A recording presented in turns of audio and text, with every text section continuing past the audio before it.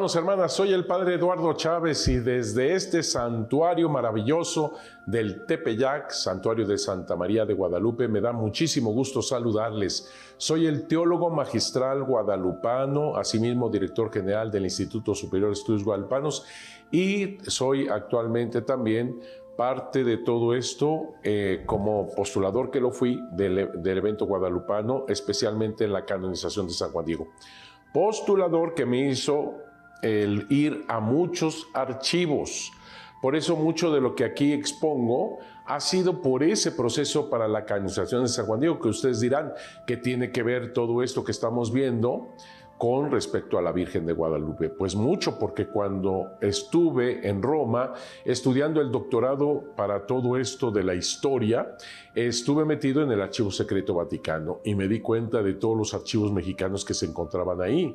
Y por supuesto que empecé a recopilar muchas de estas cosas que ahorita se las estoy exponiendo, porque en donde yo había elegido para mi tesis doctoral allá en Historia de la Iglesia en la Universidad Gregoriana, era el periodo de don Porfirio Díaz, cuando se hizo esos concilios provinciales mexicanos en 1896 para prepararse toda la Iglesia mexicana al primer concilio plenario latinoamericano que se llevaría a cabo en Roma en 1899. Por eso se empiezan a encontrar todos estos documentos tan importantes como el que les estoy mostrando, que es el del archivo. Aquí está, Archivo Secreto Vaticano, ahí está, en la busta 34, fascículo 123, folio 3 recto, donde están escribiendo los obispos sobre esto que estamos continuando más y más en profundidad, la persecución desconocida. Yo por lo menos no sabía que la Iglesia Católica había sido tan perseguida en estos años que estamos abordando de 1914. Yo siempre tenía en mi mente que la persecución en contra de la Iglesia Católica era en 1926. Y sí, se dio esa persecución tremenda que le llamamos Guerra Cristera. 1926 y supuestamente terminaría en 1929 con los supuestos arreglos, pero no se tiene ningún arreglo. Eso es clarísimo, no hay tales arreglos. Se avisó que habían arreglos y por eso bajaron las armas y por eso fue el matar a todos los que eran, sobre todo los más importantes dentro de la organización católica en esta guerra cristera. Estamos hablando de la guerra cristera que es más famosa. Por eso le pusimos la persecución desconocida, porque esto es que estamos abordando desde 1914. Nunca se hubiera imaginado uno. Y mira, en el tono del dominio de Carranza se da todo este tipo de cosas. Y por ejemplo, ahí esta tremenda persecución que te estoy diciendo se encuentra en esta carta de los obispos mexicanos a James Flaherty. Él es el caballero supremo de los caballeros de Colón, cuando le refieren todo esto. Voy a leer la segunda parte de esta lectura. Para los obispos mexicanos era muy importante que las naciones del orbe supieran la gravedad de lo que estaba aconteciendo en México. El 21 de septiembre de 1914, tomando nuevamente la pluma y papel, no dudaron los obispos en informar de la continuación de la tremenda persecución. Continuación de la tremenda persecución, es decir, ya se comenzaba desde antes. Estamos hablando de 1914 y ya es una continuación esto. Y se lo informan al mismo delegado Giovanni Bonzano, que había vivido en carne propia todo esto, por eso se encontraba en Washington. Lo habían expulsado al que tendría que estar en México como este puente entre la Santa Sede y los obispos. Se encontraba en Washington y le tienen que informar allá donde él radica en ese momento, porque es la persecución durísima la que sigue, por favor.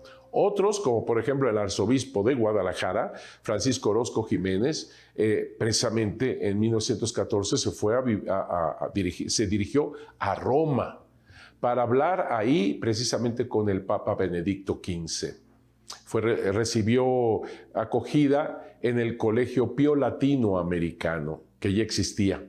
El Colegio Pío Latinoamericano es aquel colegio que se encuentra en Roma, que recibía a los sacerdotes de todas partes de América Latina para que después ellos fueran a las diferentes universidades en Roma para terminar tal o cual estudio. Pero ahí está, así se le llama, Colegio Pío Latinoamericano, Pío Latinoamericano, Pío Latinoamericano. Así es el nombre de este colegio. De ahí se desprende el Pontificio Colegio Mexicano, porque al inicio venían aquí, a este colegio latinoamericano, y después ya tienen su propio colegio, como los brasileños también. Hay un colegio pontificio brasileño, y él lo que hace es como una especie de pensión. Llega uno ahí y se va a las diferentes universidades. Así me pasó a mí. Cuando llegué al Colegio Mexicano en Roma, yo iba a la Universidad Gregoriana. Otros compañeros iban a diferentes universidades. Algo así pasa cuando llega Francisco Orozco y Jiménez, este arzobispo, lo acogen en este Colegio Pío Latinoamericano, pero él iba a hablar con el Papa Benedicto XV de todo lo que estaba ocurriendo. La que sigue, por favor. Seguimos en 1914. Desde San Antonio, Texas, por favor, anoten eso, porque uno no se imagina que los obispos están escribiendo desde esas latitudes, porque es allá donde encontraron acogida. Así que ves, al de Guadalajara está en Roma, a estos amigos están en Estados Unidos, y esta carta está desde San Antonio. Los obispos informaban cómo el gobierno saqueaba todos los bienes, apoderándose de muchísimas casas episcopales, decían los prelados, los obispos, curatos, seminarios, colegios apostólicos, escuelas, casas de beneficencia y otras dependencias que están al servicio de la religión, y esto a pesar de que todas son de propiedad particular. No son de parte del gobierno, ni mucho menos. Son particulares. Los constitucionalistas, es decir, los de Venustiano Carranza, han prohibido la instrucción católica, aún en escuelas y colegios particulares, y han dispuesto que toda la instrucción será laica, no solamente la pública, que sería lo constitucional, perfecto, sino están declarando que sea laica incluso los colegios particulares. O sea, el gobierno tiene que determinar, punto y basta. Los padres de familia, cero, nada. Los padres de familia no pueden decir nada en cuanto a la educación de sus hijos. Eso es lo que está pasando.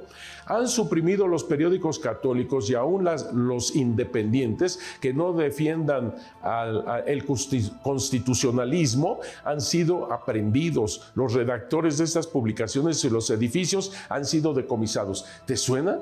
¿Te suena? Es así la situación que se está viviendo, y todo en contra de la Iglesia Católica. La que sigue, por favor.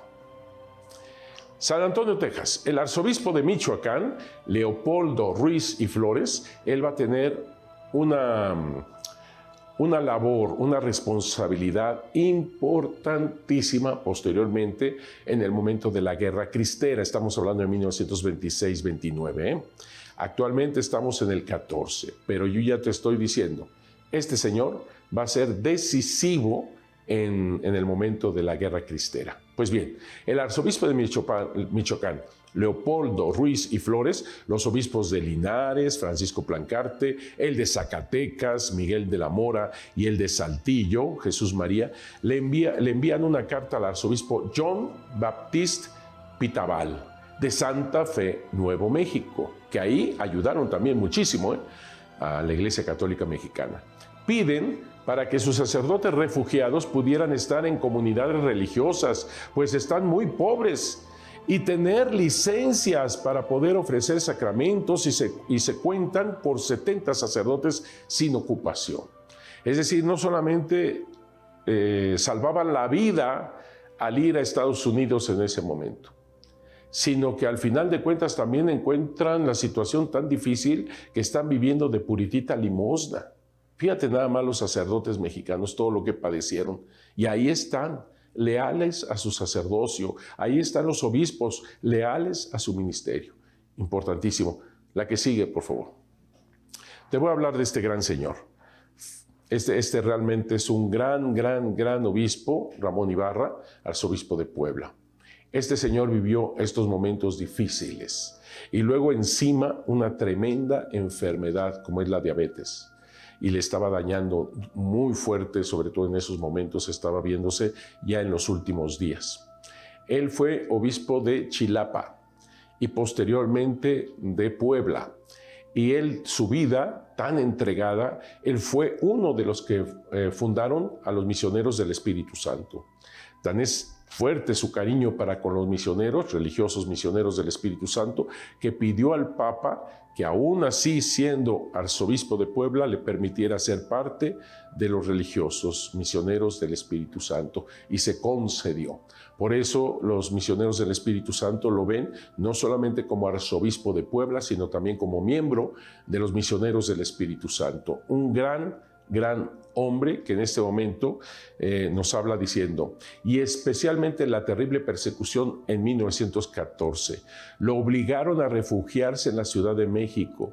Allí permaneció oculto en medio de graves penalidades. La salud empeoraba. El agotamiento era mayor hasta que apareció una llaga muy dolorosa en un pie. Los que tienen diabetes saben perfectamente lo que está pasando.